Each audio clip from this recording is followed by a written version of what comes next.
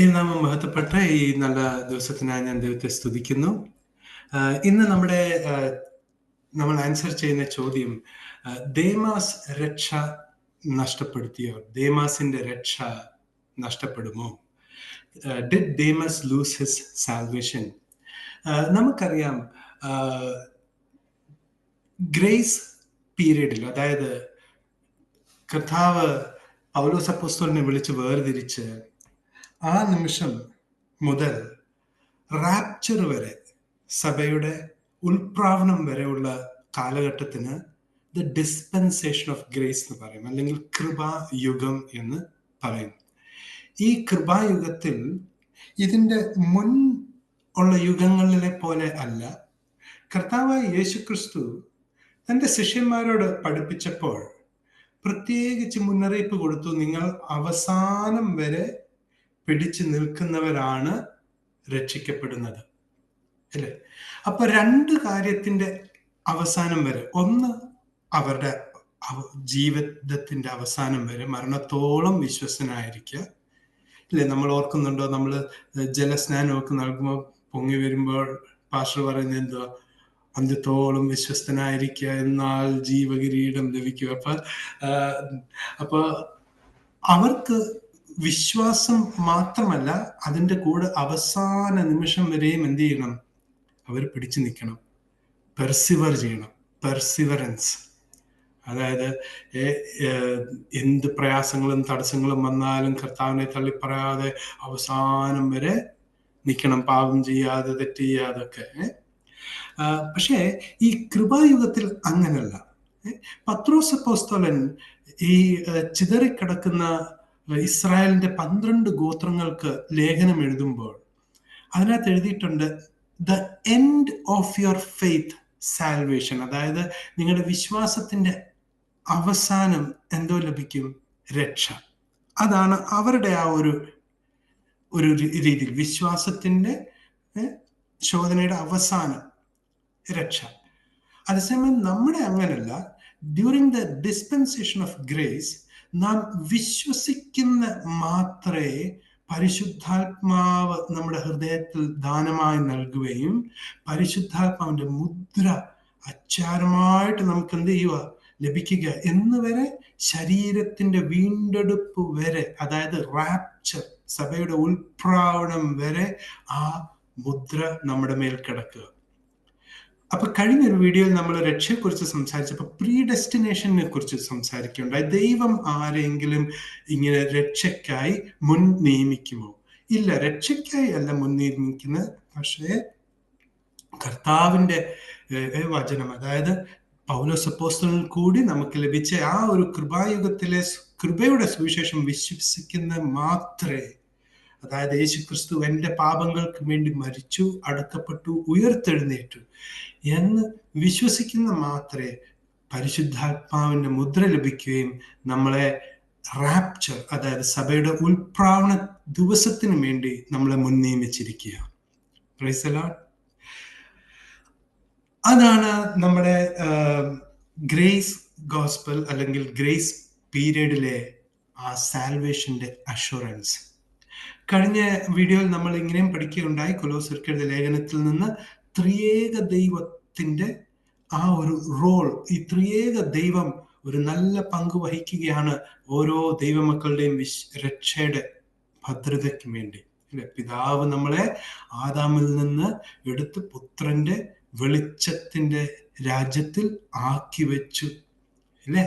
പുത്രന്റെ രക്തത്താൽ നമ്മളെ വീണ്ടെടുത്ത് പരിശുദ്ധാത്മാവിനാൽ മുദ്രയിട്ടിരിക്കുക, അല്ലേ? ഇത് ത്രിയേക ട്രയൂൺ ഗോഡ് റോളാണ് ഈ എറ്റേണൽ സെക്യൂരിറ്റിയിൽ ഉള്ളത്, അല്ലേ?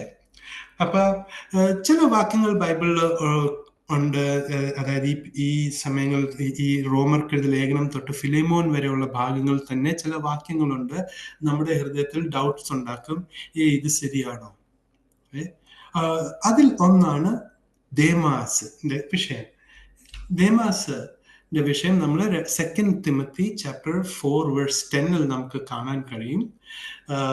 Four Demas have forsaken me having loved this present world, and is departed unto Thessalonica, Crescens to Galatia, Titus unto Dalmatia.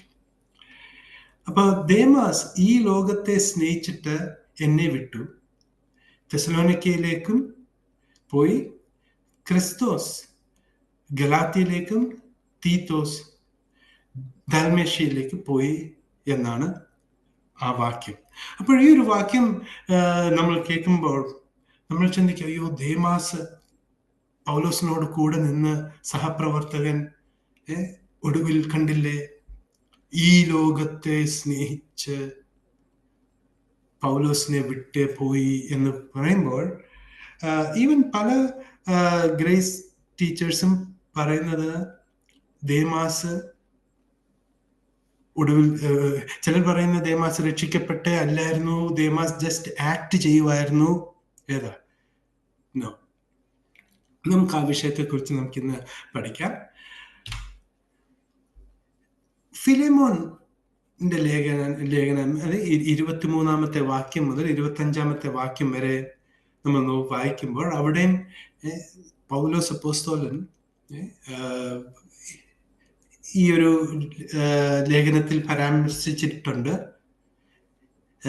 എഴുതിയിരിക്കുന്നത് ഇങ്ങനെ, there salute thee Epaphras, my fellow prisoner in Jesus Christ, Marcus, Aristarchus, Demas, Lucas, my fellow laborers.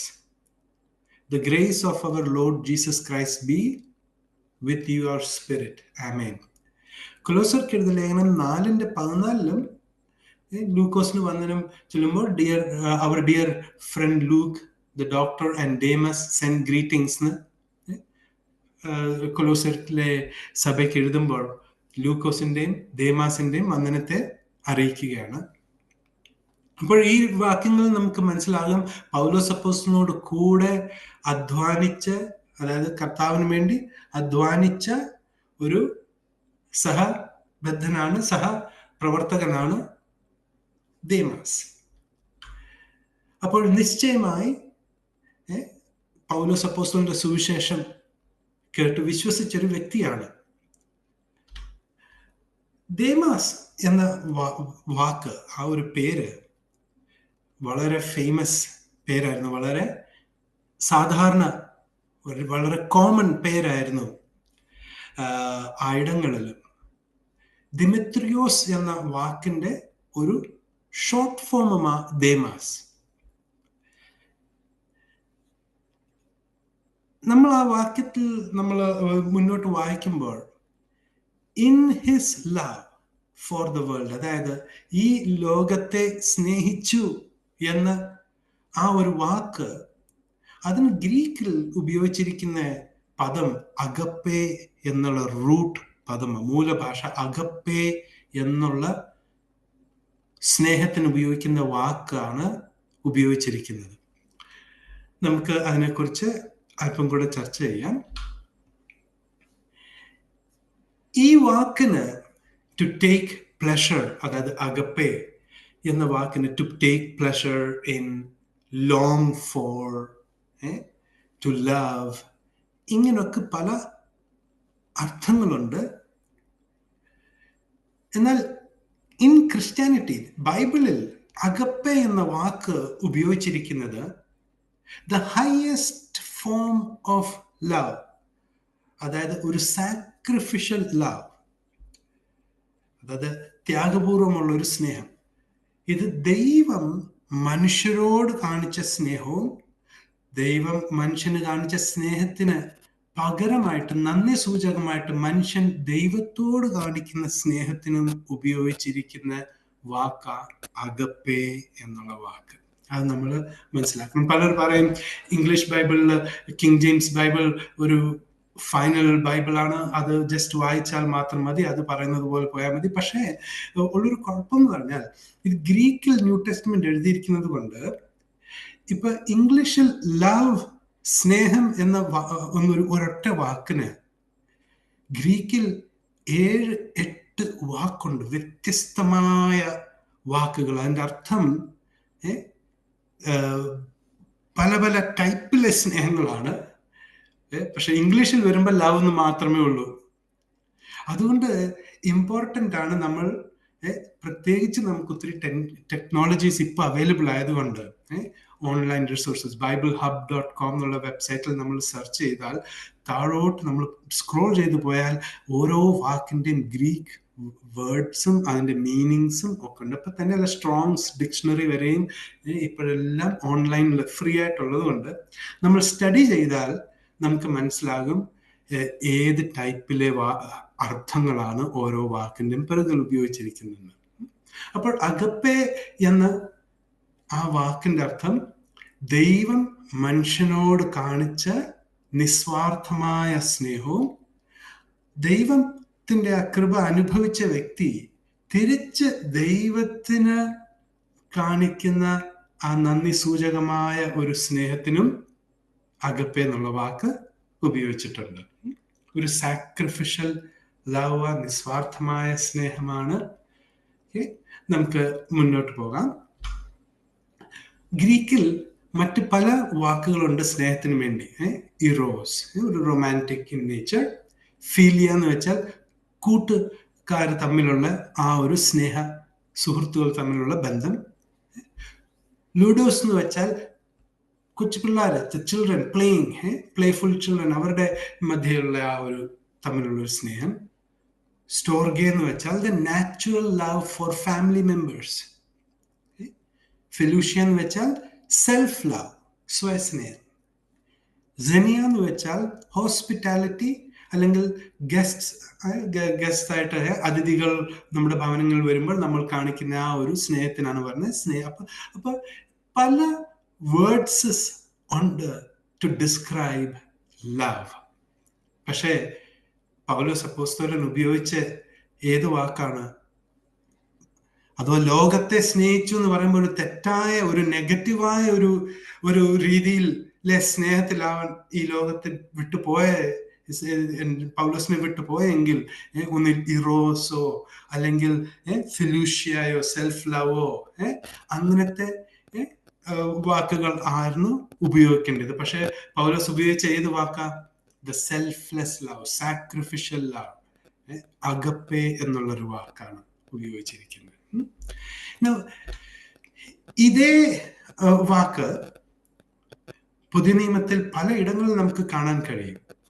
പ്രത്യേകിച്ച് യോഹന്നാന്റെ സുവിശേഷം 3-ാം അധ്യായം 16-ാമത്തെ വാക്യം, ദൈവം ലോകത്തെ സ്നേഹിച്ചു എന്ന് ആ വാക്യത്തിൽ, വളരെ ഫേമസ് ആയ വാക്യത്തിൽ, അവിടെ സ്നേഹത്തിന് ഉപയോഗിച്ചിരിക്കുന്ന വാക്ക് അഗപ്പെ എന്നാണ്. കാരണം അത് ദൈവം ഈ ലോകത്തെ അത്രമേൽ സ്നേഹിച്ചു എന്നുള്ള ഒരു കോണ്ടെക്സ്റ്റിൽ. അപ്പോൾ പുതിയ നിയമത്തിൽ it refers to the covenant love of God for humans as well as a human reciprocal love. അതായത് മനുഷ്യർ തിരിച്ച് ദൈവത്തോട് കാണിക്കുന്ന ആ സ്നേഹത്തിനെ കാണിക്കുന്നതാണ് അഗപ്പെ എന്നുള്ള വാക്ക്. ജോൺ 3:16 നമ്മൾ വായിക്കുമ്പോൾ അവിടെ നാം കാണുന്ന സ്നേഹത്തിന് ഉപയോഗിച്ചിരിക്കുന്ന വാക്ക് അഗപ്പെ.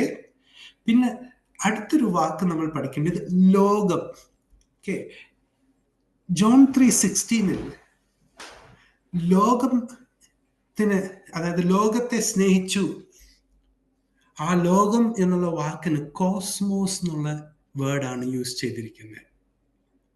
ഗ്രീക്കിൽ അനേക വാക്കുകളുണ്ട് ലോകം എന്ന്, അല്ലെങ്കിൽ വേൾഡ് എന്ന് ഇംഗ്ലീഷിൽ ട്രാൻസ്ലേറ്റ് ചെയ്തിരിക്കുന്നത്. ഒന്നാണ് കോസ്മോസ്. കോസ്മോസ് എന്ന് വെച്ചാൽ പ്രപഞ്ചം, എവ്രിതിങ്, എല്ലാ സൃഷ്ടികളും, എല്ലാ പ്രപഞ്ചത്തെയും സ്നേഹിച്ചു. കാരണം പാപം വന്നപ്പോൾ, പാപം ആദ്യം പ്രവേശിച്ച ഇവിടെ സ്വർഗമണ്ഡലങ്ങളിലാണ് ദൈവത്തിനെതിരെ ഉള്ള മത്സരം ആരംഭിച്ചത്, അല്ലെ? അതുകൊണ്ടാണ് ഇയ്യോബിന്റെ പുസ്തകം 15-ാം അധ്യായത്തിൽ പറഞ്ഞിരിക്കുന്നത്, ദൈവം താനും തന്റെ വിശുദ്ധന്മാരെ വിശ്വസിക്കുന്നില്ല, കാരണം സ്വർഗമണ്ഡലം അശുദ്ധമായിരിക്കുന്നു. അവിടെ വിശുദ്ധന്മാരെന്ന് പറഞ്ഞത് ആരെയാ? നമ്മളെ രക്ഷിക്കപ്പെട്ട, വീണ്ടെടുക്കപ്പെട്ട വിശ്വാസികളെ കുറിച്ചാണോ? അല്ല. ദൂതന്മാരെ, വീണുപോയ ദൂതന്മാരെ വിശ്വസിക്കാൻ പറ്റുന്നില്ല. കാരണം എന്തോ? സ്വർഗമണ്ഡലവും ആ പാപം നിമിത്തം മലിന്യമായിരിക്കുക. ഓക്കെ, അപ്പൊ വീണ്ടെടുപ്പ് സ്വർഗമണ്ഡലത്തിനും ഭൂമണ്ഡലത്തിനുമാണ്. ഇല്ലേ, റോമർക്കെഴുതിയ ലേഖനം നമ്മൾ വായിക്കുമ്പോൾ ഈ സൃഷ്ടിയും ഞരങ്ങിക്കൊണ്ടിരിക്കുക. ദൈവപുത്രന്മാരുടെ വീണ്ടെടുപ്പിന്റെ ആ നാൾ ഓർത്ത് അതും കാത്തിരിക്കുക, അതും ഞരങ്ങിക്കൊണ്ട് ഇരിക്കുക, അല്ലേ? അപ്പോൾ ഇവിടെ ജോൺ 3:16 സ്നേഹത്തിന് ഉപയോഗിച്ചിരിക്കുന്നത് അഗപ്പേ എന്നുള്ള റൂട്ട് വേർഡ് തന്നെയാണ്. ലോകത്തിന് ഉപയോഗിച്ചിരിക്കുന്നത് കോസ്മോൺ എന്നാണ്. നമുക്കിനി മുന്നോട്ട് പോകാം. പക്ഷേ 2 തിമോത്തി 4:10 ലോകം എന്ന വാക്കിന് ഉപയോഗിച്ചിരിക്കുന്നത് അയോന എന്നുള്ളൊരു വാക്കാണ്. അതിൻ്റെ അർത്ഥം ഏജ് എന്ന, യുഗം എന്നാണ്. നമുക്കത് നോക്കാം. സ്ട്രോങ്സ് ഡിക്ഷണറിയിൽ നമുക്കത്, ഇത് അവിടുന്ന് കോപ്പി പേസ്റ്റ് ചെയ്തതാണ് സ്ട്രോങ്സ് ഡിക്ഷണറിന്ന്. 1 തിമോത്തി ചാപ്റ്റർ 4:10 ഏറ്റവും 4ാമത്തെ വേർഡിൽ നമുക്ക് കാണുന്നത് വേൾഡിന് ഉപയോഗിച്ചിരിക്കുന്ന വാക്ക് അയോന. അതിൻ്റെ അർത്ഥം പ്രോപ്പർലി ആൻ ഏജ്, ഒരു യുഗം, സ്പെഷ്യലി എ മെസ്സിയാനിക് പീരിയഡ്. അപ്പൊ അതിന്റെ വ്യത്യാസം കണ്ടു. അതേസമയം കോസ്മോസ് എന്ന് യൂസ് ചെയ്താൽ സകല പ്രപഞ്ചവും, സകല സൃഷ്ടിയും ദൈവം സ്നേഹിച്ചു. ദൈവത്തിന്റെ പദ്ധതിയിൽ സകലതിനെയും വീണ്ടെടുക്കുവാനുള്ളൊരു പ്ലാൻ ഉണ്ടായിരുന്നു. ഒരു പദ്ധതി ദൈവത്തിൽ മറഞ്ഞിരുന്നു. അത് പിന്നീട് പൗലോസ് അപ്പോസ്തലന് വെളിപ്പെടുത്തി കൊടുത്തു. അതാണ് നിഗൂഢ പദ്ധതി, അല്ലെ, ദ മിസ്റ്ററി പ്രോഗ്രാം. ഒരു പദ്ധതി ദൈവം ആദ്യം മുതലേ തന്റെ വിശുദ്ധ പ്രവാചകന്മാരാൽ മുന്നറിയിച്ചിരുന്നു, അല്ലെ, അതാണ് ദ പ്രോഫസി പ്രോഗ്രാം, അല്ലെ, ദ പ്രവചന പദ്ധതി. അതേസമയം 1 തിമോത്തിയർ 4:10 ഉപയോഗിച്ചിരിക്കുന്നത് അയോണ എന്ന് പറഞ്ഞാൽ ഒരു മെസ്സിയാനിക് പീരിയഡ് അല്ലെങ്കിൽ ഒരു യുഗം. അപ്പോൾ നമുക്കെങ്ങനെ ഇതിനെ മനസ്സിലാക്കാൻ കഴിയും? ഏത് ഏജിനെ കുറിച്ചാണ് ദേമാസ് സ്നേഹിച്ചത്? ദേമാസും പൗലോസും ഏത് യുഗത്തിലാണ് ജീവനോടിരുന്ന് പ്രവർത്തിച്ചത്? കൃപായുഗത്തിൽ, അല്ലേ? Price the Lord. അപ്പോൾ നമ്മൾ കിങ് ജെയിംസ് ബൈബിൾ പോലെ വേറൊരു ലിറ്ററൽ ബൈബിൾ ഉണ്ട്, ദ ബെറിയൻ ലിറ്ററൽ ബൈബിൾ. ആ ബൈബിളിൽ, ഇംഗ്ലീഷ് ബൈബിൾ ഉപയോഗിച്ചിരിക്കുന്ന വാക്ക് ദ പ്രസന്റ് ഏജ് എന്ന, യുഗം എന്ന് തന്നെയാണ് ഉപയോഗിച്ചിരിക്കുന്നത്. അതേ വാക്കമേ. നമുക്ക് മുന്നോട്ട് പോകാം. 3ാമത്തെ വാക്യം ഹാവ് ഫോർസേക്കൻ മീ, എന്നെ വിട്ടു എന്നുള്ള വാക്ക്. എൻ ക്യാപിറ്റൽ എന്നുള്ള വാക്കിന്റെ അർത്ഥം ടു ലീവ് someone behind എന്നാണ്. Demas left Paul behind but not his faith in Jesus. പൗലോസിനെ ഒരിടത്ത് വിട്ടേച്ച് പോയാൽ വിശ്വാസം വിട്ടുപോകുന്നത് പോലാണോ? അല്ല, ഇല്ല. പൗലോസ്, അത് വധശിക്ഷയ്ക്ക് വേണ്ടി വിധിക്കപ്പെട്ട പൗലോസിനെ ജയിലിൽ വിട്ടിച്ച് പോയി, തെസ്സലോനിക്കയിലേക്ക് പോയി, അല്ലെ? എന്നും കണ്ട് യേശുക്രിസ്തുവിലുള്ള വിശ്വാസം വിട്ടിട്ട് പോയെന്നാണോ അതിൻ്റെ അർത്ഥം? അല്ല. പൗലോസ് അപ്പോസ്തലൻ തന്റെ ലേഖനത്തിൽ പറയുന്നുണ്ട്, ആസയിൽ ഉള്ളവർ ഒക്കെയും എന്നെ വിട്ടേച്ച് പോയി. അതിൻ്റെ അർത്ഥം ആസയിൽ ഉള്ളവരെല്ലാവരും രക്ഷ നഷ്ടപ്പെട്ടെന്നാണോ? അല്ല. ആസയിലുള്ളവരൊക്കെ, അതായത് പൗലോസ് അപ്പോസ്തലൻ പറയുന്ന, എൻ്റെ ശരീരത്തിൽ ഒരു ശൂലം തന്നിട്ടുണ്ട്, ദ മെസ്സഞ്ചർ ഓഫ് സൈറ്റൻ, സാത്താൻ്റെ ഒരു ദൂതൻ, ദ മെസ്സഞ്ചർ ഓഫ് സൈറ്റൻ. അത് പലരും പറയും അത് ശരീരത്തിലുള്ളൊരു രോഗമാ. അല്ല, ആക്ച്വലി എന്തുവാണത്? The messenger of Satan. ഞാൻ ഒരു കാര്യം ചോദിക്കട്ടെ, ഈ കൃപായുഗത്തിൽ വിശ്വസിക്കുന്ന മാത്രമേ പരിശുദ്ധാത്മാവിനാൽ മുദ്ര ലഭിക്കുന്ന ഒരു ദൈവവൈതലിൽ ഭൂതം വസിക്കുമോ? ദുരാത്മാവ് വസിക്കുമോ? ഇല്ല. നമ്മളെ ഇൻഫ്ലുവൻസ് ചെയ്യാൻ, ഇല്ലേ, അങ്ങനത്തെ ചിന്തകൾ കൊണ്ട് നമ്മുടെ മനസ്സിലിട്ട് നമ്മളെ സംശയം ഉളവാക്കി നമ്മുടെ സമാധാനം കെടുത്തുന്ന, നമ്മുടെ രക്ഷയുടെ ഭദ്രതയെ ചോദ്യം ചെയ്യുന്ന ശത്രുവിന്റെ തന്ത്രങ്ങൾക്ക് നമ്മൾ എന്താണ് ഇൻഫ്ലുവൻസ് ചെയ്യാൻ പറ്റും. പക്ഷെ നമ്മൾ ഒരിക്കലും അവന് കുടിയേറി വസിക്കാൻ ഒക്കില്ല.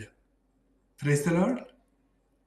ഹല്ലേലൂയ. അതെന്തൊരു സന്തോഷത്തിന്റെ കാര്യം അല്ലേ, പരിശുദ്ധാത്മ. അപ്പൊ പൗലോസിൽ എ മെസ്സഞ്ചർ ഓഫ് സൈറ്റൻ വസിക്കുമോ? ഇല്ല. അപ്പോഴിതെന്തായിരുന്നു? ഇത് മെസ്സഞ്ചറാണ്, ദൂതനാണ്, ഇല്ലേ, സാത്താൻ്റെ ഒരു ദൂതൻ എന്ന് പറഞ്ഞു. അപ്പൊ ഇതെന്താന്ന് വെച്ചാൽ, പൗലോസ് അപ്പോസ്തലൻ ഒരിടത്ത് ഒരു സഭ, കഷ്ടപ്പെട്ട് സഭ ആരംഭിച്ച് അനേക വിശ്വാസികൾ കടന്നു വരുമ്പോൾ, ഈ സത്യകൃപയിൽ നിലനിൽക്കുമ്പോൾ, അവിടെ ഒരു ആളെ പൗലോസ് ഉത്തരവാദിത്തത്തിൽ ഏൽപ്പിച്ചിട്ട് പൗലോസ് എന്ത് ചെയ്യും? അടുത്തൊരു സ്ഥലത്തേക്ക് സുവിശേഷ വേലയ്ക്ക് പോകും. പൗലോസ് അവിടുന്ന് അടുത്ത സ്ഥലത്തേക്ക് പോയി എന്ന് ഒരു ഗ്രൂപ്പിന് മനസ്സിലാകുമ്പോൾ അവരുടനെ അവരുടെ ആൾക്കാരെ അങ്ങോട്ട് വിടും. ഏതാ? പൗലോസ് വിട്ടേച്ച് പോയ ആ സഭയിലോട്ട് വിട്ടിട്ട് പറയും, അല്ല, കൃപയാൽ മാത്രമല്ല, വിശ്വാസം നല്ല കാര്യമാ, വിശ്വാസം കൊണ്ട് ആരംഭിക്കാം, പക്ഷേ രക്ഷാഭദ്രതയ്ക്ക് വേണ്ടി വാഗ്ദത്തങ്ങൾക്കൊക്കെ അവകാശികളാകണമെങ്കിൽ മോശയുടെ ന്യായപ്രമാണങ്ങളും വേണം എന്ന് പറഞ്ഞ് ഇവരെ മനസ്സ് തിരിപ്പിച്ച് ഇവരേത് വിട്ടുപോയോ തിരിച്ചതിലേക്ക് കൊണ്ടുപോകുന്ന ചില ദൂതന്മാർ. അവരെ നമുക്ക് അപ്പോസ്തല പ്രവൃത്തി 15-ാം അധ്യായത്തിൽ കാണാൻ കഴിയും, ഇല്ലേ? കള്ള സഹോദരന്മാർ എന്നാണ് പൗലോസ് അവരെ കുറിച്ച് പറയുന്നത്. ഗലാത്യർക്കുള്ള ലേഖനത്തിൽ പറയുക, അവർക്ക് പൗലോസ് ഒരു നിമിഷം പോലും, ഒരു മണിക്കൂർ പോലും അവർക്ക് ഇട കൊടുത്തില്ല. അതുകൊണ്ട് ഒത്തിരി കഷ്ടം പൗലോസ് സഹിക്കുകയുണ്ടായി. അതേസമയം അന്ന് പൗലോസ് ഒരു വാക്ക് പറയും, സാരമില്ല, ന്യായപ്രമാണം കൂടെ പാലിക്കുന്നത് നല്ല കാര്യമാണ്, നല്ല പ്രവൃത്തികളോടൊക്കെ ചെയ്ത് രക്ഷയൊക്കെ നേടുന്നത് നല്ല കാര്യമാണ്. ഒന്നൊരു പൊത്തുപുരത്വത്തിൽ ഒരു അഡ്ജസ്റ്റ്മെന്റിൽ പൗലോസ് പോയായിരുന്നെങ്കിൽ പൗലോസിന് അധികം കഷ്ടം സഹിക്കേണ്ടി വരത്തില്ലായിരുന്നു, പൗലോസിന് അധികം നിന്ന സഹിക്കേണ്ടി വരത്തില്ലായിരുന്നു, ഒരുപക്ഷെ ജയിലിൽ അധികം നാൾ കിടക്കേണ്ടി വരത്തില്ലായിരുന്നു. പക്ഷെ പൗലോസ് പറയുക, പൗലോസ് കഷ്ടം സഹിച്ചത് എന്തിനാണെന്നറിയാമോ? ജാതികളായ നമ്മൾക്കും സുവിശേഷത്തിന്റെ സത്യം എത്തുവാൻ വേണ്ടിയാണ്. ഇന്ന് നമ്മളും പല നിന്ദകൾ സഹിക്കുന്നുണ്ട്, അല്ലേ? പല കഷ്ടങ്ങൾ സഹിക്കുന്നുണ്ട് ഈ സുവിശേഷത്തിന് വേണ്ടി നിൽക്കുമ്പോൾ. പൗലീൻ ഉപദേശത്തിന് വേണ്ടി നിൽക്കുമ്പോൾ, കർത്താവ് പൗലോസിന് വേണ്ടി കൊടുത്ത ആ മർമ്മത്തിന്റെ വെളിപ്പാട്, അതിനു വേണ്ടി നമ്മൾ നിൽക്കുമ്പോൾ നമുക്ക് വളരെ ഒറ്റപ്പെടലുണ്ട്, വളരെ നിന്ദകളുണ്ട്. എങ്ങനെ ജനം പൗലോസിനെ ആക്ഷേപിച്ചോ, അല്ലേ? പൗലോസിനോട് പറഞ്ഞ എന്താ? നിങ്ങൾ പാപത്തിന്റെ പ്രചാരകൻ, you are encouraging people to sin, നിങ്ങൾ പാപം ചെയ്യുവാൻ മറ്റവരെ പ്രേരിപ്പിക്കുകയാണ്, ഇങ്ങനൊക്കെ പറഞ്ഞു, ഇല്ലേ? അതുപോലെ നമ്മളെയും പറയാൻ അതിനൊക്കെ തയ്യാറായിക്കണം. പൗലോസ് അപ്പോസ്തലൻ പറഞ്ഞ എന്താ? തിമോത്തിയോസിനോട് പറഞ്ഞ എന്താ? ക്രിസ്തുവിന്റെ നല്ല ഭടനായി എന്നോടൊപ്പം കഷ്ടം സഹിക്കുക, ഇല്ലേ? സ്തോത്രം. അങ്ങനൊരു വ്യക്തി ഏതാ? അവസാനം പൗലോസ് എന്താണ് പറയുന്നത്? എത്ര പ്രത്യാശയോടുകൂടിയാണ് പൗലോസ് പറയുന്നത്, ഹേ മരണമേ, നിന്റെ വിഷമുൾ എവിടെ? ഇല്ലേ? Price the Lord. ഒടുവിൽ പറയുക, ഞാൻ നല്ല പോർ പൊരുതി വിശ്വാസം കാത്തു, ഇനി നീതിയുടെ കിരീടം എനിക്കായി വെച്ചിരിക്കുന്നു. ഒരു സംശയത്തോടുകൂടിയല്ല. ആർക്കറിയാം മരിച്ചതിന് ശേഷം എവിടാ ചെന്ന് ചേരുന്നത്? സ്വർഗത്തിൽ ചെന്ന് ചേർന്നാൽ മതിയായിരുന്നു. ഇങ്ങനത്തെയൊക്കെ വാക്കുകളല്ല പൗലോസ് അല്ലെങ്കിൽ ഒരു ഗ്രേസ് പീരിയഡിൽ ഒരു വിശ്വാസി പറയേണ്ടത്. Price the Lord. അപ്പൊ പൗലോസിനെ വിട്ടു പോവുക എന്ന് പറഞ്ഞാൽ യേശുവിനെ, ക്രിസ്തുവിന്റെ കൃപയും വിട്ടു പോകുന്നു എന്നല്ല അതിൻ്റെ അർത്ഥം. മറിച്ച് ഒരു വേറെ ഉപദേശത്തിലേക്ക് പോയി എന്നാണ്. പക്ഷെ ഇവിടെ പൗലോസിനെ ദേമാസ് ജയിലിൽ വിട്ടിട്ട് പോയത് മറ്റൊരു ഉപദേശത്തിലേക്കല്ല. നമുക്ക് പിന്നീട് പഠിക്കാൻ മുന്നോട്ട് ഒരു റൂൾ ഉണ്ട്, the rule of interpretation of law. Legal term ആണ്, ലീഗൽ കാര്യങ്ങൾ ഇന്റർപ്രറ്റ് ചെയ്യുന്ന ഒരു റൂളാണ്. ജുസ്ഡം ജനറസ് എന്നാണ് ഇതിന് പറയുന്നത്. ജുസ്ഡം ജനറസ്. ഇതിന്റെ അർത്ഥം ഓഫ് ദ സെയിം കൈൻഡ് എന്നാണ്, ഒരേ തരത്തിലുള്ളത് എന്ന്. ഞാനിത് എക്സ്പ്ലെയിൻ ചെയ്യാം. നമ്മളൊക്കെ ചിലപ്പോൾ നാട്ടിൽ കടയിൽ ചെല്ലുമ്പോൾ അവിടെ ചിലപ്പോൾ ഒരു ബോർഡ് എഴുതി വെച്ചെന്ന് വരാം, milk, eggs, butter and such other items are not sold here എന്ന്, അല്ലെ? പാല്, മുട്ട, വെണ്ണ തുടങ്ങിയ സാധനങ്ങൾ ഇവിടെ വിൽക്കുന്നില്ല എന്നൊരു ബോർഡ് കടക്കാരൻ ഫ്രണ്ടിൽ എഴുതി വെച്ചിട്ടുണ്ടെന്ന് വെച്ചോ. അപ്പോൾ ഈ റൂൾ ഇല്ല എങ്കിൽ, ഈ ജസ്ഡം ജനറസ് എന്നുള്ള റൂൾ ഇല്ല എങ്കിൽ, ആ കടക്കാരന് പാല്, മുട്ട, വെണ്ണ അത് വിൽക്കാൻ പാടില്ല, അതില്ല അവിടെ. അത് കൂടാതെ മറ്റൊരു സാധനങ്ങളും ആ കടക്കാരന് വിൽക്കാൻ ഒക്കത്തില്ല, അഥവാ ഈ റൂൾ ഇല്ല എങ്കിൽ. ഞാനത് എക്സ്പ്ലെയിൻ ചെയ്യാം. ഈ റൂൾ പറയുന്നത് എന്നാന്നറിയോ? ഈ സ്റ്റേറ്റ്മെന്റിൽ ഒരു സ്പെസിഫിക്കായ കാര്യങ്ങളുണ്ട്, അതായത് വ്യക്തമായിട്ട് എഴുതിയിരിക്കുന്ന ചില കാര്യങ്ങളുണ്ട്, വ്യക്തത ഇല്ലാത്ത ചില കാര്യങ്ങളുമുണ്ട് ഈ ഒരൊറ്റ സ്റ്റേറ്റ്മെന്റിൽ, അല്ലേ? വ്യക്തമായത് എന്തുവാ? പാല്, മുട്ട, വെണ്ണ. വ്യക്തമില്ലാത്ത എന്താ? തുടങ്ങിയ സാധനങ്ങൾ. അതൊരു ജനറൽ ടേമാണ്, അതിന് എക്സ്പ്ലെയിൻ ചെയ്തിട്ടില്ല അതെന്തുവാണെന്ന്. അപ്പോൾ ഈ റൂൾ പറയുന്ന എന്നാന്നറിയാം, ഈ തുടങ്ങിയ സാധനങ്ങളും മേൽ വ്യക്തമാക്കിയിരിക്കുന്ന അതേ രീതിയിൽ, അതേ ക്യാരക്ടർ ഉള്ളത് ആയിരിക്കണം എന്നാണ് ഈ റൂൾ പറയുന്നത്. അപ്പോൾ ഈ കടക്കാരന് പാലില്ല, പാല് വിൽക്കാൻ പറ്റില്ല, മുട്ട വിൽക്കാൻ പറ്റില്ല, തൈര് വിൽക്കാൻ പറ്റില്ല, മോര് വിൽക്കാൻ പറ്റത്തില്ല, വെണ്ണ വിൽക്കാൻ പറ്റത്തില്ല, നെയ്യ് വിൽക്കാൻ പറ്റത്തില്ല. പക്ഷേ ഈ പലചരക്ക് കടയിൽ അരിയോ ഗോതമ്പോ മാങ്ങായോ തേങ്ങായോ ഒക്കെ ഉണ്ടെങ്കിൽ അതൊക്കെ വിൽക്കാൻ പറ്റും. അപ്പം മനസ്സിലാകുന്നുണ്ടോ? ഈ ക്ലിയർ അല്ലാത്ത കാര്യങ്ങളും ക്ലിയറായിട്ട് വ്യക്തമാക്കിയിരിക്കുന്ന വസ്തുവിൻ്റെ അതേ ക്യാരക്ടർ ഉള്ളതായിരിക്കണം എന്നാണ് ഈ നിയമം പറയുന്നത്. അപ്പൊ ഈ നിയമത്തിന്റെ അടിസ്ഥാനത്തിൽ നോക്കിയാൽ നമ്മുടെ ആ വാക്യത്തിലേക്ക് നമുക്ക് കടന്നു വരാം. Demas has forsaken me having loved this present world. ഇവിടാണ് ഒരു റീസൺ കൊടുത്തിരിക്കുന്നത്, ക്ലിയർ ആയിട്ട് ഒരു റീസൺ കൊടുത്തിട്ടുണ്ട്. അടുത്ത സ്റ്റേറ്റ്മെന്റിൽ ആൻഡ് കണ്ടിന്യൂഷൻ ആണ്, and is departed unto Thessalonica, Crescens to Galatia, Titus unto Dalmatia. ഈ ക്രെസൻസും ടൈറ്റസും പോയ സ്ഥലങ്ങൾ എഴുതിയിട്ടുണ്ടെങ്കിലും അത് ഏത് കാരണം കൊണ്ടാ പോയതെന്ന് വ്യക്തമല്ല.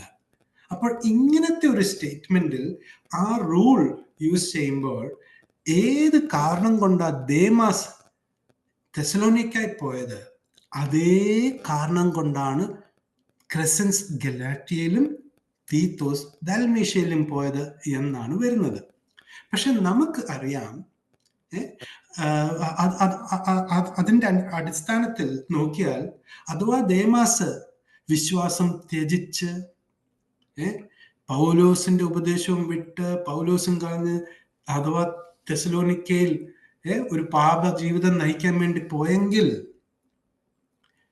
ക്രെസൻസ് ഗലാത്യയിലും തീത്തോസ് ദൽമേഷ്യയിലും അതേ കാരണം കൊണ്ടാ പോയെന്നാണ് ഈ റൂൾ പഠിപ്പിക്കുന്നത്. പക്ഷെ നമുക്ക് നിശ്ചയമായിട്ടും അറിയാം, ഇല്ലേ, തീത്തോസ് ദൽമേഷ്യയിൽ സുവിശേഷ വേലയ്ക്കാ പോയെന്നും ക്രെസൻസ് ഗലാത്യയിലും സുവിശേഷ വേലയ്ക്കാ പോയെന്നും. അപ്പൊ അങ്ങനെ വരുമ്പോൾ ദേമാസം എവിടെ പോയി? തെസ്സലോനിക്കയിൽ സുവിശേഷ വേലയ്ക്ക് വേണ്ടിയാ പോയത്, ഇല്ലേ? അതാണ് ഈ റൂൾ പറയുന്നത്. ദേമാസ് ഈ ലോകത്തെ സ്നേഹിച്ചിട്ട് എന്നെ വിട്ടുപോയി എന്ന് പറയുമ്പോൾ നമ്മൾ മനസ്സിലാക്കി, ലോകം എന്ന് പറയുമ്പോൾ യുഗത്തെ കുറിച്ചാണ്. അവരായിരിക്കുന്ന യുഗം ഏതാ? കൃപായുഗമാണ്. സ്നേഹിച്ചു എന്ന് പറയുമ്പോൾ ലോകസ്നേഹമല്ല, ദൈവത്തോടുള്ള മനുഷ്യന്റെ ത്യാഗപൂർവമുള്ള നിസ്വാർത്ഥ സ്നേഹമാണ് പൗലോസ് ഉപയോഗിച്ചിരിക്കുന്ന വാക്കുകൾ. അപ്പൊ നമുക്ക് ഇപ്പൊ നിങ്ങൾക്ക് മനസ്സിലായിട്ടുണ്ട് ഒരു ഐഡിയ, കിട്ടി ഇല്ലേ? ദേമാസ് എങ്ങനെ വരും? രക്ഷ നഷ്ടപ്പെട്ടോ? ഇല്ല. എങ്ങനെ? ദേമാസ് കൃപായുഗത്തെ സ്നേഹിച്ച്, കൃപായുഗത്തിൽ യഹൂദരും ജാതി ഭേദമന്യേ എല്ലാവർക്കും രക്ഷാമാർഗം സൗജന്യമായി ദൈവം ന്യായപ്രമാണത്തിന്റെ ഒരു പ്രവൃത്തി കൂടാതെ തുറന്നു നൽകി. ഇത്ര സൗഭാഗ്യം! സച്ച് എ ഗ്രേറ്റ് ഓപ്പർച്യൂണിറ്റി അല്ലേ? അത് മനസ്സിലാക്കി ഈ കൃപായുഗത്തെ സ്നേഹിച്ച് അല്ലേ, ആ നിസ്വാർത്ഥ സ്നേഹത്തിൽ സുവിശേഷ വേലയ്ക്ക് വേണ്ടി തെസ്സലോനിയിൽ പോയി. അതുപോലെ തന്നെ ക്രെസൻസ് ഗലാത്യയിലും തീത്തോസ് ദൽമേഷ്യയിലേക്കും പോയി എന്നാണ് ആ വാക്കിന്റെ അർത്ഥം. പക്ഷെ നമ്മൾ എങ്ങനെ ചെയ്യണം? ഇച്ചിരി സ്റ്റഡി ചെയ്യണം ഇല്ല? അതാണ് പൗലോസ് പറഞ്ഞത്, സ്റ്റഡി ടു ഷോ ദൈ self approved as a work proved as an approved workman who does not need to be ashamed. അത് ദൈവവചനം നാം പഠിക്കണം. അടുത്തത്, അപ്പോൾ നമ്മൾ കേൾക്കാറുണ്ട്, വളരെ ഫേമസ് ആയിട്ട് കേൾക്കാറുണ്ട്, എല്ലായിടത്തും ലൈക്ക് അറിയപ്പെടുന്ന കാര്യം എന്ന് പറഞ്ഞാൽ ദേമാസ് തെസ്സലോനിക്കായി പോയിട്ട് അവിടുത്തെ ഒരു ക്ഷേത്രത്തിലെ മൂർത്തി പൂജകന്റെ ഒരു വലിയൊരു ഒരു പ്രീസ്റ്റ് ആയെന്ന്, ഒരു പൂജാരി പോലായെന്നാണ് നാം കേട്ടിരിക്കുന്ന കഥകൾ. പക്ഷെ അതിന് വല്ല വാസ്തവമുണ്ടോ എന്ന് നമുക്ക് നോക്കാം. എപ്പിഫനസ് ഒരു ചർച്ച് ഫാദർ ആയിരുന്നു. AD 310 തൊട്ട് 403. ഈ ചർച്ച് ഫാദർ എന്ന് കേൾക്കുമ്പോൾ ഉടനെ നമ്മുടെ മനസ്സിൽ വരും, അയ്യോ ഭയങ്കര വിശുദ്ധൻ, എല്ലാം നന്നായി അറിയാവുന്നവന്. അങ്ങനല്ല. പ്രിയമുള്ളവർ, ചർച്ച് ഫാദേഴ്സിന്റെ കാര്യങ്ങളൊക്കെ നമ്മൾ പഠിച്ചാൽ നമുക്ക് മനസ്സിലാവും ഈ ചർച്ച് ഫാദേഴ്സ് ഇന്ന് നാം കാണുന്ന ദുരുപദേശങ്ങളുടെ ഉറവിടം ഈ പല ചർച്ച് ഫാദേഴ്സാണ്. അതിനെക്കുറിച്ച് നമുക്ക് പിന്നീട് നമുക്ക് പഠിക്കാം. ഞാനൊരു പ്രിപ്പയർ ചെയ്യുന്നുണ്ട്, സോ വാട്ട്സ് ദ ഡിഫറൻസ് എന്ന് പറഞ്ഞ്. അപ്പൊ എന്താണ് വ്യത്യാസം എന്ന് പറഞ്ഞൊരു വിഷയം ഞാൻ വർക്ക് ചെയ്തുകൊണ്ടിരിക്കുകയാണ്. നമുക്ക് അതിനെക്കുറിച്ച് പഠിക്കാം.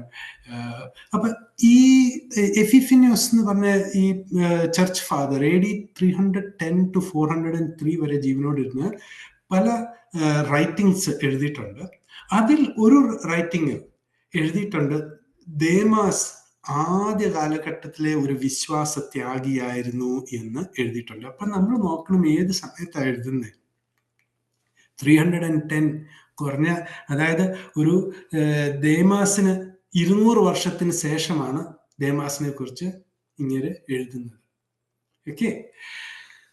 അപ്പോൾ തന്നെ ഡോക്ടർ ചാൾസ് ജെ എലിയറ്റ് എന്ന് പറഞ്ഞ ഒരു ദേവദാസൻ തൻ്റെ കമന്ററി ഓൺ ഹോൾ ബൈബിൾ അതിൽ എഴുതിയിട്ടുണ്ട്, ഈ പറയുന്ന ട്രഡിഷൻ, അതായത് പാരമ്പര്യമായി കേൾക്കുന്ന ഈ കഥ ഏതാ, ഈ തെസ്സലോനിയയിൽ ദേമാസ് തെസ്സലോനിയയിലെ ഒരു ക്ഷേത്രത്തിലെ പൂജാരിയായി എന്ന് ഉള്ള ആ ഒരു കഥയ്ക്ക് ഒരു അടിസ്ഥാനവുമില്ല എന്ന്, ഒരു കഴമ്പുമില്ല. ഇറ്റ്സ് എ ബേസ്ലെസ് സ്റ്റോറി ആണെന്നാണ് ഡോക്ടർ ചാൾസ് ജെ എലിയറ്റ് പറയുന്നത്.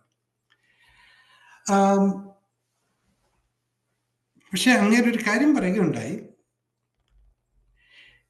തെസ്സലോനിക്കയിൽ അങ്ങനെ ഒരു ക്ഷേത്രം ഉണ്ടായിരുന്നു.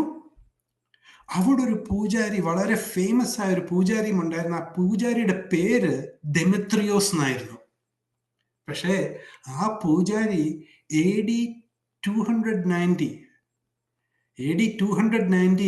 അവരുടെ വിശ്വാസത്തിന് രക്തസാക്ഷിയായി തീർന്നു. എന്നിട്ട് പറയുക, ആ ദേമാസും ഈ ദെമിത്രോസും നമ്മുടെ ബൈബിളിലെ ദെമിത്രോസുമായിട്ട് ഒരു ബന്ധവുമില്ല. അത് ശരിയില്ല. ഒന്ന് നോക്കിയേ, ഈ പൂജാരി ആയിരുന്ന ദേമാസ് AD 290 രക്തസാക്ഷിയാകുന്നത്. പക്ഷെ നമ്മുടെ ബൈബിളിലെ ദേമാസ് AD 68 പൗലോസ് അപ്പോസ്തലനോട് ജയിലിൽ കിടന്ന ആളാണ്, സഹപ്രവർത്തകനായിരുന്നു. അപ്പൊ കണ്ടോ, ഇതൊരു വ്യത്യസ്ത ദേമാസിനെ കുറിച്ചാണ് ഈ ചരിത്രം പറയുന്നത്. ചരിത്രത്തിൽ കേൾക്കുന്ന ആ ഒരു സ്റ്റോറി, അതായത് ദേമാസ് വിട്ട് തെസ്സലോനിയയിലെ ക്ഷേത്രത്തിലെ പൂജാരിയായി എന്നുള്ള ആ ഒരു കഥ, അതൊരു ടോട്ടലി വേറെ ഒരു ദേമാസിനെ കുറിച്ചാണ്. ഈ കാര്യം 70 myths of losing salvation എന്നുള്ള ഒരു വെബ്സൈറ്റിൽ ഇതിന്റെ ഡോക്യുമെന്റ്സ് അവിടെ കൊടുത്തിട്ടുണ്ട്. അപ്പൊ പ്രിയമുള്ളവരെ, നമ്മുടെ ദേമാസിനെ കുറിച്ചാണ് ഇവർ ഇത്രയും കഥ പറഞ്ഞത്. ക്ഷേത്രത്തിൽ പോയെന്ന്, പൂജാരിയായെന്നും പിന്മാറിപ്പോയെന്നും ഒക്കെ അല്ല. 6ാമത്തെ പോയിന്റ്, യോഹന്നാൻ അപ്പോസ്തലനും അതേ കാലഘട്ടത്തിൽ ജീവനോട് ഇരിപ്പുണ്ട്.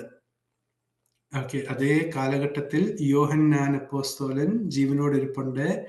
ലിറ്റിൽ ഫ്ലോക്ക് ചർച്ചിനിടയിൽ പ്രവർത്തിക്കുന്നു.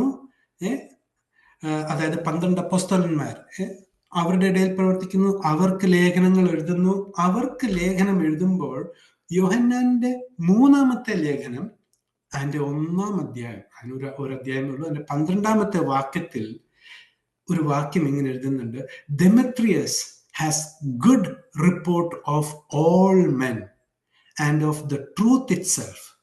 Yes, and we also bear record and ye know that our record is true.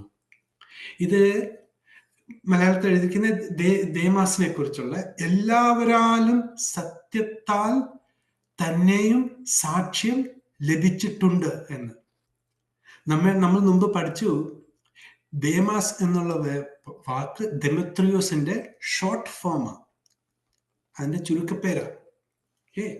അപ്പൊ യോഹന്നാൻ അപ്പോസ്തലൻ പറയുകയാണ്, നിങ്ങൾ അറിയുന്നു ഞങ്ങളുടെ സാക്ഷ്യം സത്യമുള്ളതാണെന്നാണ് പറയുന്നത്. ഈസ് അറ്റസ്റ്റിംഗ്, ഒരു റിപ്പോർട്ട് കൊടുക്കുക, ഒരു സർട്ടിഫൈ ചെയ്യുക. And ye know that our record is true. ദേമാസിനെ കുറിച്ച് എല്ലാ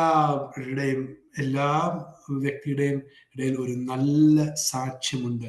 അത് തന്നെയല്ല, and of the truth itself. And of the truth itself എന്ന് പറയുമ്പോൾ വചനത്തെ കുറിച്ച് പറയുക. ദ ട്രൂത്ത്, വചനം, ക്രിസ്തു, വിശ്വാസം, ഈ സത്യത്തിലും അവൻ നിലനിൽക്കുന്നു എന്നാണ് ദെമത്രിയോസിനെ കുറിച്ച് പറഞ്ഞിരിക്കുന്നത്.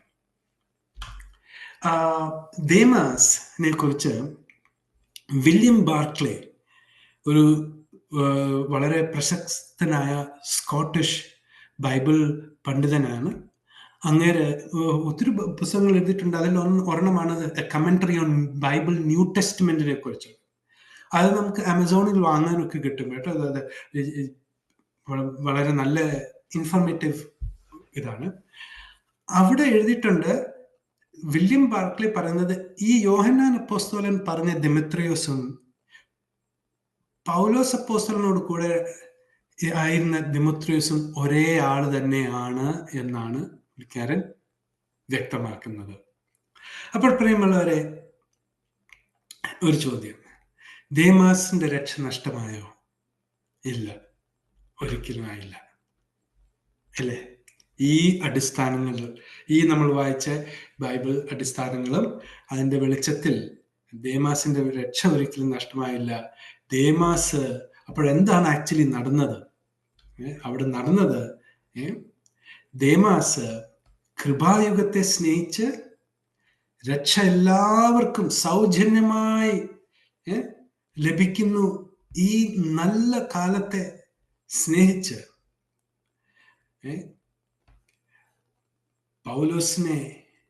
പൗലോസിനോട് കൂടെ ജയിലിൽ കിടന്ന് പൗലോസിനെ ശുശ്രൂഷിച്ച്, ഏതായാലും പൗലോസ് അപ്പോസ്തലൻ അടുത്ത ദിവസങ്ങളിൽ ശിരച്ഛേദനം നടക്കാൻ പോവുകയാണ്. തിമോഥെയോസിന്റെ ലേഖനത്തിൽ പറയുക അല്ലേ, ഞാനൊരു പാനകിക യാഗമായി പകരപ്പെടാൻ പോകുന്നു.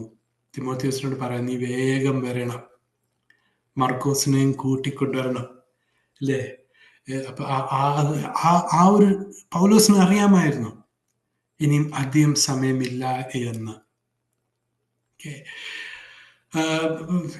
ഈ ചരിത്രം പറയുന്നത്, ഈ റോമൻ പ്രിസണിൽ ഒരു എക്സിക്യൂഷന് മുന്നേ ഈ ആരാച്ചാര്, ഈ ആരാണ് ഈ കൊല്ലപ്പെടാൻ പോകുന്ന ആ വ്യക്തി അയാൾക്ക് കേക്കത്തക്കൊണ്ണം ഈ വാളിന് മൂർച്ച കൂട്ടും. അപ്പൊ ആ ശബ്ദം പൗലോസ് കേട്ടോണ്ട് ആണ് എഴുതുന്നത് തിമോഥെയോസിനുണ്ട്, ഞാനിതാ ഒരു പാനകീയ യാഗമായി, ഡ്രിങ്ക് ഓഫറിംഗ് ആയിട്ട് ഞാൻ പകരപ്പെടാൻ പോകുക എന്ന് എഴുതുന്നത്. ആ സിറ്റുവേഷനൊക്കെ ഒന്ന് ഓർത്ത് നോക്കിയോ. എന്നാലും അതിൻ്റെ മധ്യേ പൗലോസ് അപ്പോസ്തലന് ഉള്ള ഉറപ്പ് അല്ലേ. അപ്പോൾ ദേമാസ് കടന്നു പോയത് കൃപയുടെ സുവിശേഷം, കൃപയുടെ യുഗത്തെ സ്നേഹിച്ച്, ലോകത്തെ അല്ല, കൃപായുഗമാണ് ഇവിടെ പറയുന്നത്. Ayona the age, the messianic age, അതിനെ സ്നേഹിച്ച് സുവിശേഷ വേലയ്ക്ക് പോയി. അതുപോലെ തന്നെയാണ് ആ ജസ്ഡം ജനറസിന്റെ റൂൾ ഇപ്പൊ ശരിയായി വരുന്നുണ്ടല്ലേ. ഏതാ, ദേമാസ് എങ്ങനെ പോയോ അതേ കാരണത്താലാണ് ക്രിസ്തുസ് ഗലാഷ്യയിലേക്കും തീത്തോസ് ദൽമീഷ്യയിലേക്കും പോയ. കൃപായുഗത്തെ സ്നേഹിച്ച്, ദൈവത്തെ സ്നേഹിച്ച്, സത്യവചനം ശുശ്രൂഷയ്ക്ക് വേണ്ടി കടന്നുപോയി. ദൈവം നമ്മളെ അനുഗ്രഹിക്കുമാറാകട്ടെ. ഈ വീഡിയോ എല്ലാവർക്കും സഹായകരം ആയി എന്ന് ആകും എന്ന് ഞാൻ വിശ്വസിക്കുന്നു. ചോദ്യങ്ങളുണ്ടെങ്കിൽ secure.igc@gmail.com അല്ലെങ്കിൽ നമ്മുടെ വാട്സപ്പ് ഗ്രൂപ്പിൽ നമുക്ക് ഇടാവുന്നതാണ്. ദൈവം നിങ്ങളെ എല്ലാവരെയും ധാരാളം അനുഗ്രഹിക്കട്ടെ. God bless you all. Praise the Lord.